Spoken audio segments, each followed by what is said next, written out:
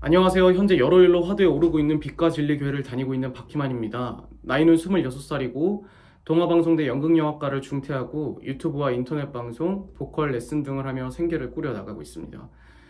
교회 내에서의 신앙생활은 리더그룹이 아닌 평범한 일반 신도로서 지내고 있습니다. 그렇게 지내는 와중 현재 교회를 나가신 분들이 모여 여러 근거를 제시하며 현재 목사님을 향해서 면직과 처벌을 요구하고 있습니다. 그리고 그것은 평화나무 등 언론들을 통해 빠르게 퍼져나가고 있습니다.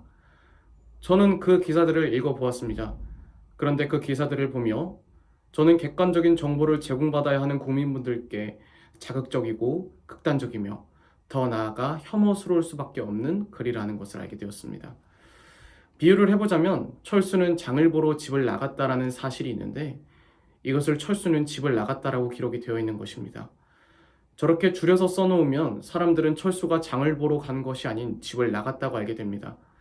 저도 유튜브 같은 매체를 통해 수익을 얻어야 하는 사람으로서 정보 전달에 있어 자극적으로 하는 것에 대해 부정하지는 않겠습니다.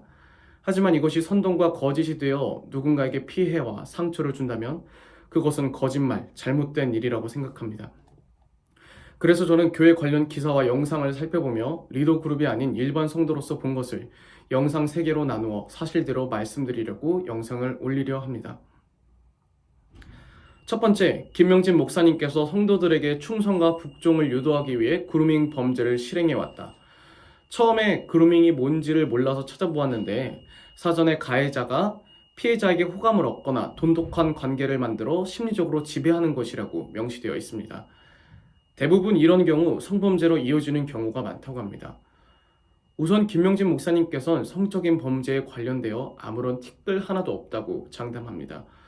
혹여나 자신으로 인해 조금의 상처받을 것을 걱정하시는 목사님은 자매들과 가볍게 스치는 것조차 하지 않으려고 주의하십니다. 이것은 현재 면직과 처벌을 요구하시는 분들도 잘 알고 계실 겁니다. 앞서 말씀드렸다시피 그루밍은 성범죄로 이어지는 경우가 많습니다. 왜냐하면 그루밍의 과정 중 가해자는 심리적인 갑이 되기 위해 돈이나 권력, 즉 물질 사용은 반필수적입니다. 그리고 이미 돈이나 권력을 가지고 있는 입장에서 연약해진 을에게 바랄 것은 성착취 말고는 딱히 없기 때문이죠. 왜 이렇게 잘 아느냐? 혹은 너가 뭔데 단정 짓느냐라고 얘기해 주실 수 있으십니다. 그 이유는 제가 그루밍 성범죄를 당해보았기 때문입니다. 뮤지컬 배우를 꿈꾸는 고등학교 때 제게 멘토가 되어준다고 한 남자 선생님이 찾아오셨습니다. 그리고 제게 지속적으로 비싼 공연들과 식사를 사주셨는데 어느 순간부터 손을 잡고 다음은 귀에 속삭임, 문자로 우리 사귀는 거 맞지 등 이상한 행동을 하셨고 나중에는 여수 쪽으로 1박 2일 갈 스케줄이 있었는데 그때 한 침대만 있는 방을 예약하시고 잠을 자려 누울 때 제 손을 잡고 옷을 벗고 자라고 말을 했고 저는 그것을 거부했습니다. 다음 날에는 옷을 갈아입는 저를 뒤에서 껴안으며 가슴을 만졌습니다. 범죄인가를 볼 때 강도는 약할 수 있었지만 저에게는 큰 어려움이었습니다. 그분이 저에게 썼던 많은 시간과 돈, 그리고 관심, 또 그분이 가지고 계신 높은 권력은 객관적으로 제가 스스로 피해자인지도 생각할 수 없는 상태인 그루밍 당한 상태가 되었습니다. 친구에게 이것을 말했을 때 그때 성추행이라는 것을 알았습니다. 하지만 동성애 성추행은 현재는 모르겠지만 성추행에 관련된, 특히 동성애 관련된 법안은 거의 약했던 시절이어서 할 수 있는 게 없었고 이 일을 말씀드린 몇 어른들은 그냥 그런 일이었다, 조용히 넘어가자고 하셨습니다. 어머니조차도요. 법적으로 알아봐 주신 분은 한 분이었습니다. 저는 트라우마가 남아 지금도 종종 혼자 있을 때면 갑자기 그 사건에 대한 원망과 분노가 차오르거나 두려움과 공허감을 느끼는 강박 증세를 가지고 있습니다. 그래서 다른 사람들에게 히스테릭한 또는 비정상적인 모습을 보일 때도 있습니다. 이런 경험을 가진 제가 이 교회에 와서 그루밍이라는 것을 조금이라도 느꼈다면 저는 잊지 않았을 것입니다. 그리고 객관적으로 그루밍의 목적 자체도 없습니다. 저희 교회는 자매들이 형제보다 많은데 남사스러운 단어를 써보자면 예쁘시고 몸매 좋으신 분들도 많은데 그루밍을 일삼는 자라면 성 관련 범죄를 저지르지 않을까요? 다단계 구조라고 말씀하시는 모든 것이 통제하는 리더 그룹이 존재하는데 말이죠. 목사님은 우연으로라도 자매들과 닿는 것을 절대적으로 피하시고 이런 저의 사건을 알고 계시는 목사님은 제가 그런 아픔이 다시 올라올까 저에게 등 토닥이는 것 하나 함부로 하시지 않았습니다. 그럼 단 하나의 의문을 품을 수 있다고 생각합니다. 목사님이 자신만의 엽기적인 이상론을 갖고 그루밍을 하는 것. 이 이론대로라면 저는 허경영 의원님 밑에서도 훈련을 해야 합니다.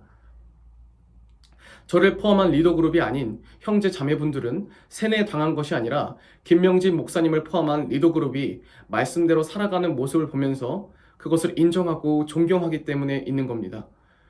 저는 현재 교회를 다니지만 리더들을 보며 제가 인정하지 못하거나 존경치 못하는 모습을 보이면 따집니다. 실망감이 커 안산 본가로 돌아간 적도 있는데 리더님이 사과하러 제 집 앞까지 찾아왔었습니다.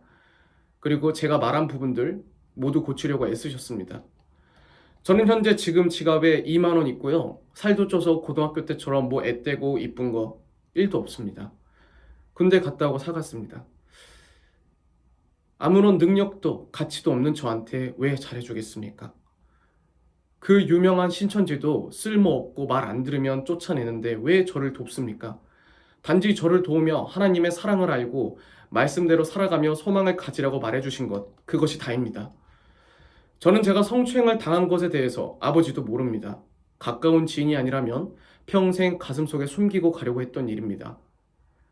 미투 사건 때도 말하지 않은 이 이야기를 하는 것은 제가 우리 교회에서 배운 성경적인 원리로 성추행 사건에 있던 사람들, 그리고 무력했던, 무지했던 제 자신을 용서하며 살아가는 법을 배웠고, 제가 존경하는 김명진 목사님과 리더그룹은 자신의 정욕을 위해 그루밍을 일삼는 집단이 아니라고 말씀드리고 싶기 때문입니다.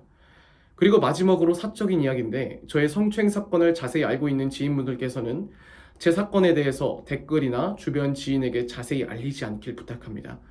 그 분에게 더 이상 죄를 묻고 싶지 않고 저에게 잘못한 거지 모두에게 잘못한 것은 아니기 때문입니다. 용서는 저의 몫이죠.